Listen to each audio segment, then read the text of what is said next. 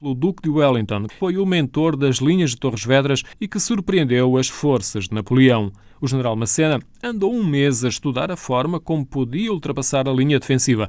Voltou para trás. Fez esta semana 210 anos. As linhas de Torres Vedras são um sistema defensivo concebido em 1809 para defender a capital, Lisboa, daquela que ficou vulgarmente conhecida como a Terceira Invasão Francesa. Nunca se tinha feito nada até então, nada de semelhante na história militar, nesta extensão. As linhas de Torres Vedras partem do Tejo até ao Atlântico. E em 1812, quando parou a construção dos fortes, estavam construídos 152 fortes. Em 1810, quando o exército francês chegou perante as linhas, estavam construídos 126 fortes. Os fortes são, na sua maioria, construções simples, em terra, porque o perigo era precisamente a artilharia e a terra é o material que melhor absorve o impacto da artilharia.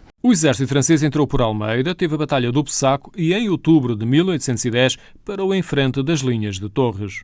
Permaneceu cerca de um mês aqui frente às linhas, mais numa postura de estudo das linhas e de medição de forças, até que percebeu que não tinha já exército com força suficiente para fazer um assalto frontal às linhas, não tinha apoio marítimo, porque a França tinha uma frota muito reduzida, especialmente depois da Batalha de Trafalgar, e, como disse, ao fim de cerca de um mês, retira para Santarém, onde permanece vários meses e onde finalmente percebe que nem vai ter reforços de Napoleão e está numa posição muito enfraquecida em Portugal e então inicia o caminho de retirada e vai sair de Portugal novamente por Almeida. No início de abril, quase todo o exército de Napoleão já se encontrava em Espanha. As linhas de Torres, genericamente, mantêm-se de pé e estão dispersas por 6 concelhos. Estão classificadas como Património Nacional e, na opinião de Paulo Ferreira, técnico de turismo da Câmara Municipal de Torres Vedras,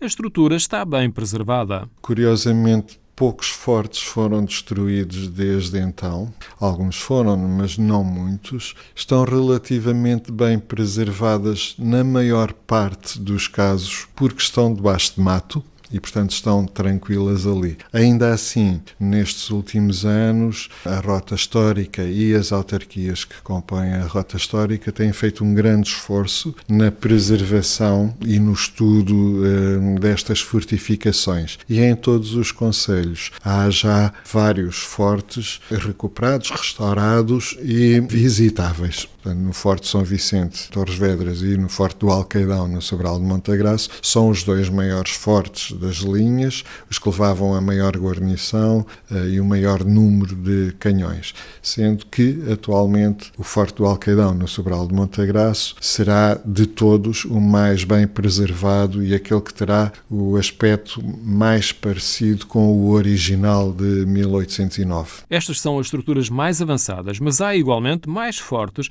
que desempenharam um papel relevante e que estão em bom estado de conservação. Queria acrescentar ainda que aquela que é a terceira linha e que normalmente não é referida é a Fortaleza de São Julião da Barra, em Oeiras, que era o ponto por onde o exército inglês recebia mantimentos, que depois fazia chegar aqui às linhas, e era o ponto estabelecido também para retirar o exército inglês caso as coisas corressem mal.